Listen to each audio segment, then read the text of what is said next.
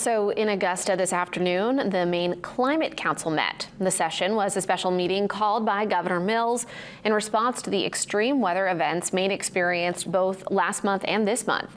Governor Mills was joined by officials from various Maine towns and municipalities, sharing their stories and statistics from the storms.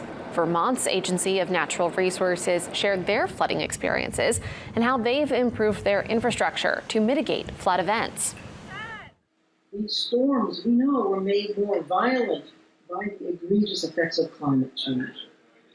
The ocean is warming, the sea is rising, the winds are wilder, and perhaps even more importantly, we all know that more storms like these will follow. Following today's discussion with impacted communities, the Climate Council will focus on updating the state's 4-year climate action plan to strengthen Maine's resilience to extreme storms.